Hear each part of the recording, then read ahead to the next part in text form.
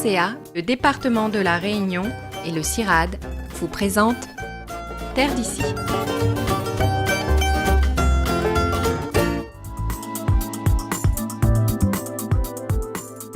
Agriculteur dans la région de Saint-Pierre, Pascal Waro s'est spécialisé dans la production sous abri. Sur 1,5 hectare environ, il cultive ainsi des tomates, des melons et des poivrons sous des serres, dans un environnement qu'il a voulu jadis nettoyer au maximum. Au tout début même, j'étais un accro du désherbage. Donc ici il n'y avait pas une herbe, tout le temps c'était propre, il fallait désherber, c'était la mentalité, j'avais la mentalité d'avant, quoi. Donc c'était du désherbage systématique.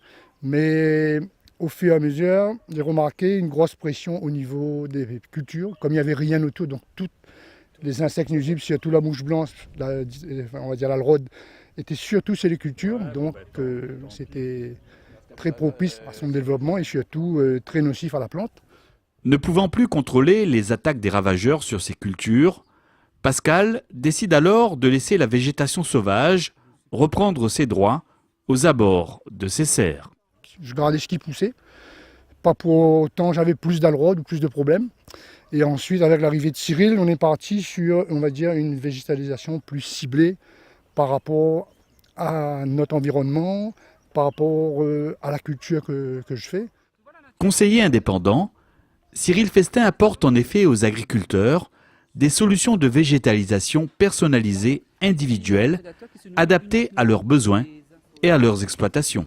Dans le cas de M. Pascal Waro, par rapport à ce qu'il plante, etc., ce qu'il produit, on va commencer par une plantation de zambrovates, on va inclure des ricins par exemple, d'autres espèces de plantes. C'est toujours en fonction des problématiques qu'il rencontre et en fonction des cultures qu'il a et en fonction de la zone géographique, du climat, etc. Comme ici, le principal, c'était surtout la mouche blanche. Donc on a des plantes qui attirent pas mal de nuisibles par rapport à cette mouche. Et ça nous permet aussi de faire, on va dire, un état des lieux et voir aussi ce qu'on a vraiment comme prédateurs qui existent autour de l'exploitation. Avec ses propriétés insecticides, le datura sauvage est également utilisé ici pour lutter naturellement contre les aleurodes. C'est M. Beck Gérald, je tiens à le dire son nom parce que c'est lui qui a développé ça au départ. Et moi, ce que j'ai fait, c'est optimiser cette plante-là parce que j'ai vu un gros potentiel. Comme c'est une solanacée, c'est la même famille que la tomate, ça attire énormément la mouche blanche. Et quand on la maîtrise bien, cette plante-là, elle devient poison. Et les mouches blanches vont mourir tout simplement directement sur la plante en piquant la plante.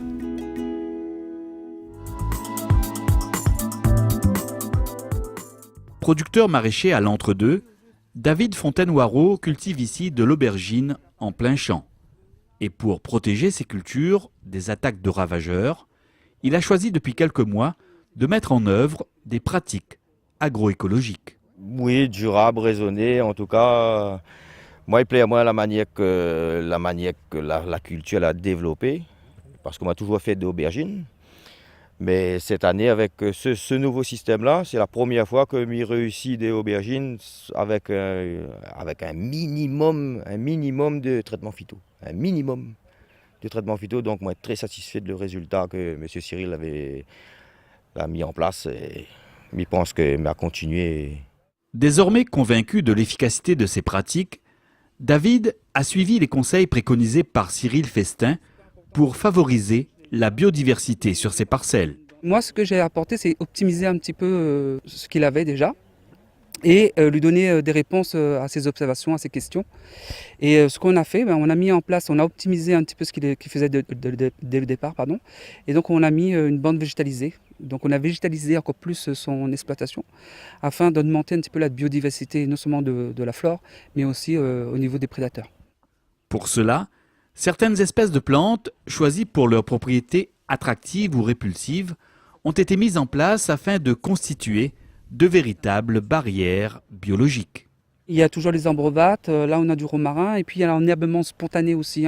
L'enherbement spontané, c'est les plantes qui sont habituées à cette zone, qui participent aussi à la vie de la bande végétalisée, et donc qui ne demandent aucun entretien réel au niveau de la bande, mais qui apportent tout un lot de prédateurs et qui nous aident au niveau de la culture.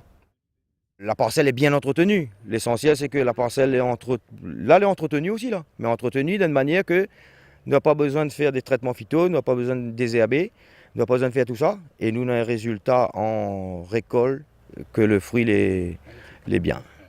Grâce à la mise en œuvre de ces nouvelles pratiques culturales, David a pu ainsi réduire de 80% les traitements phytosanitaires sur ses aubergines. Sur tous les niveaux, il est très intéressant, que ce soit pour le consommateur, l'agriculteur, la faune et pour tout. Je pense que c'est l'avenir et c'est hyper important pour notre agriculture de demain, pour traiter le moins possible, pour respecter, pour travailler avec la nature, travailler avec elle et non sans elle, pour avoir une production saine, pour que le consommateur puisse se nourrir sans danger.